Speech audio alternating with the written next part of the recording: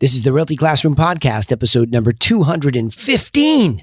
Nobody is answering the phone. Are you a real estate agent who wants to build your real estate job into a business without sacrificing your lifestyle, but you just can't seem to find the right plan or any plan to help you get there? Well, then, hey, you are definitely in the right place. I'm Danny Griffin, the founder of the Realty Classroom and the host of this podcast. Now, to help you take immediate action to get started in the right direction, I've created a free jumpstart plan for you that's waiting at freeagentgift.com. That is freeagentgift.com.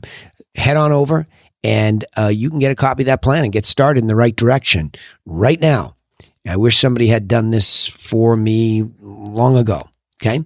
So the question on the table here today in this episode is, why is nobody answering the phone?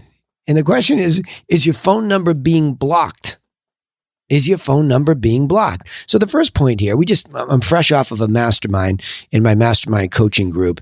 And what we've been trying to do is get very tactical lately and get right down to the nitty gritty, because some of us are having great results with outbound calls. I am personally with my own book of business, making outbound calls in particular to expireds. We're having a great run at getting people to answer the phone. Our offer is landing. Things are happening for us. But some of my mastermind members aren't getting the same result. So what we did was we got very granular today in our mastermind and we dug down deep into it. And let me pull out a couple of the nuggets for you. Remember, these podcasts from me are because I do the job every day and I run a mastermind with a bunch of coaching clients, high-end coaching clients, meaning they do pretty well already and they're trying to do even better. So we dug in deep and here's what we discovered. The first point is just a reminder that outbound phone calls still drive this business. A lot of you are getting caught up in digital. And I'm talking top producers, right? I have a lot of top producers that come to me that are doing plenty of business. They don't need any help from me learning how to sell something, but they do need help from me learning how I organize my business, and I can help them do the same for theirs. And what you inevitably see is a lot of lead generation, and you see a lot of barbaric techniques. Meaning, I say barbaric. Door knocking works, and it's a good thing, right? Going out and door knocking if you have a strategy, but there's nowhere near as much leverage as the phone. So if you're making outbound phone calls as your primary source of communication, good for you. If you're not, hello. This is the wake-up call. Outbound phone calls still drive the real estate agent business. You have to make a lot of phone calls and then all sorts of strategies beneath that. So I'm not going to go down into that yet because this was more, like I said, this was a very tactical call today. And I thought it was really important to share with you, right? So the second point here is that what we discovered as a mastermind group is that telephone companies are actually on very high alert for spammers. So, for example, one of my high-end teams up in Canada, Sarah, who runs the group up there, they use Follow Up Boss for their CRM. And she realized that when they hadn't filled something out correctly, there was a warning inside of the software that said, it was a warning actually technically, I think from AT&T and another company, but I just remember AT&T, that it wasn't set up correctly and the number was rejected per se. So she really had to go in there in the software and identify the company, I mean to the letter. The period in the right spot, the dashes in the right spot. They had to really register the company and the phone number in the software so that it wouldn't get rejected by the software itself. So, see, a lot of this we discovered today was coming from the carrier. So whether it's Verizon, AT&T, I mean, these companies are on high alert for spammers, right? Because remember, what everything is, it's same thing with outbound email companies too. So, but again, I'm talking about phones today because I'm telling you it's the primary source of business. We're all aware of the spamming for email.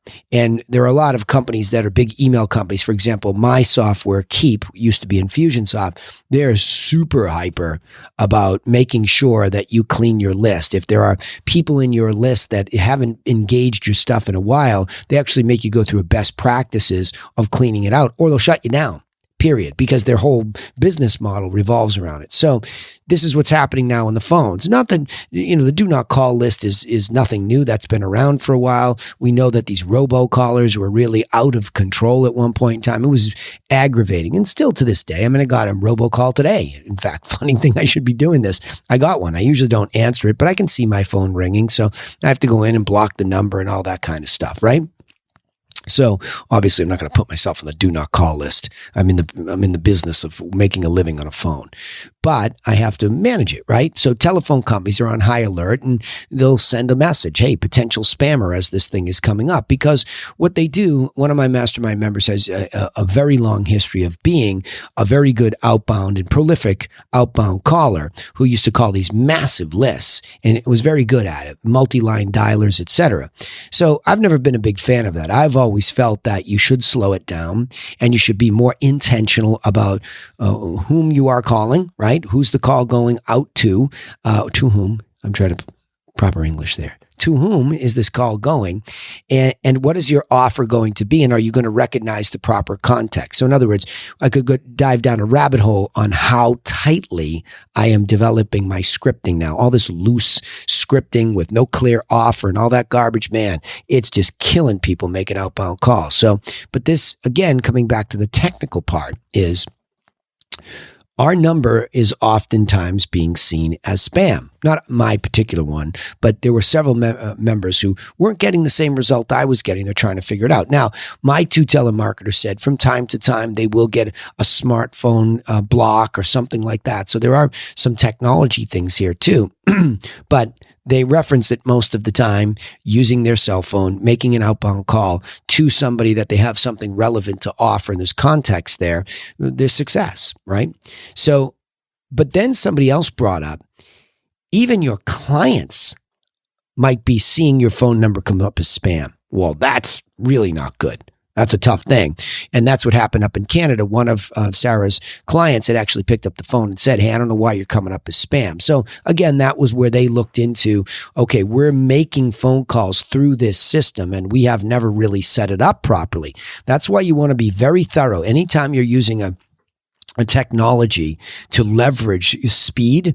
And we do too. I use something called Turbo Dial that connects to Keep.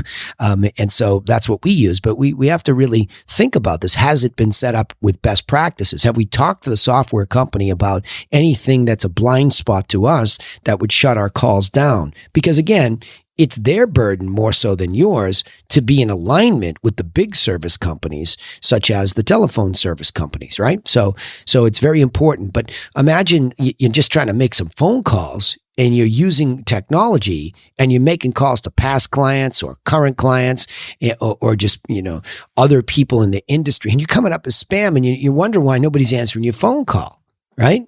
You don't know what you don't know because you're not on the other end of it. So that's the next point here, is that you really need to mystery shop your outbound calls. What I mean by mystery shop is there was always a great concept that I had learned in the retail business, that you send somebody into your retail shop. I grew up in the wine and spirits business with my family, and I spent a lot of time building my systems and building a wine business. And when I wasn't there, I wondered how it ran. So I would send somebody in, give them some cash and say, hey, go in and buy a bottle of wine, but mill around a little bit. Tell me what the experience is. What's it actually like to be a consumer when I'm not looking? And so that mystery shopping has stuck with me for a long time. And I think, okay, well, wait a minute. Let's mystery shop one of our outbound calls. So one of the problems was, and this is a problem when you're managing the business and you're hiring people. So I have some people that I coach that do it themselves. I have most of the people I coach have telemarketing staff that does this, and they're good. They're pro telemarketers. And so I said, okay, well, let's have them call us. Now, it's not a blind call to us to test their skill set, but that's also a great idea. But again, we're able to record for training purposes some of these calls so we can hear the two sides of it. But the point being is that when you mystery shop, you can see the outbound call coming to a phone. I said, look at all of you people in the mastermind group. Why don't you just have your telemarketer dial my phone and just give me a heads up it's going to come in, and I'll tell you on my Apple smartphone what it looks like. So we'll see if the service company is seeing you as a spammer and they're marking you that way. So let's test it. Let's see. And so it's really, I mean, it's pretty complicated, right? Because they're using technologies to track us too. So if they see a lot of calls, I mean, remember the service company can see your number dialing all these numbers and not getting a lot of pickups or being on the phone for short periods of time. There's no long or whatever their algorithm says. Okay, these calls aren't long enough. This must be a marketer. We better watch if it's a spammer, and boom, off you go. And sometimes just the number just gets, shut down. You get ghosted, right? For a good reason. Because again, if you're just randomly calling into a list, just hoping and you don't have context, you have a problem. Okay. So mystery shop your outbound calls. Call somebody. Call your mother from the line or from the software, from whatever, and see what it says, right? Call a friend. Just have somebody say, I want you to tell me how this comes up, right? And call multiple friends. Don't just do one. Call a bunch of different people. And if you use different lines or you use different softwares, try them all. Mystery shop your whole business and do it regularly, because technology changes on the regular. So we don't know that, it will or will not be there. By the way, if you're not getting anybody on the phone, you better pull the fire alarm and mystery shop yourself, right? And take a look if that's the issue. If you know that your telemarketer, you are actually dialing the phone enough times, because believe it or not, that's one of the things we discovered today, is that one of the telemarketers wasn't calling into the list anywhere near the amount that my telemarketer was calling into the list. So for hours. So sometimes it's really stupid simple to fix that piece first. Then you have a real test, one versus the next. But this is also the next piece of the puzzle. You have to track your results closely for trends. When you are doing anything that's measurable, especially outbound calls, you need to be able to pull a report on what's happening, right? So hours on the software /dialer, or you're manually tracking it if you're just calling from your cell phone and you don't have some sort of a software on your phone. So from manual to highly digital tracking, whatever it might be, you need to track closely.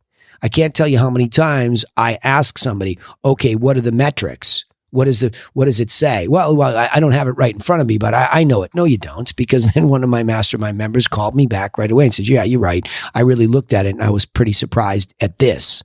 And then I saw that. And then we had something really to deal with. We could look at some real tangible evidence, and we ended up looking at a couple other things. One was the hours for that particular list, in this case, expired. My telemarketer was calling many more hours in the course of a month than his was against that list. So no wonder he doesn't have the same result we have. That was an obvious piece of it. But then going a little bit further, there were a whole bunch of calls where connects had been made. And so the next thing was to get down in the assembly line and listen to the recordings for training purposes and see, what was going on there, right?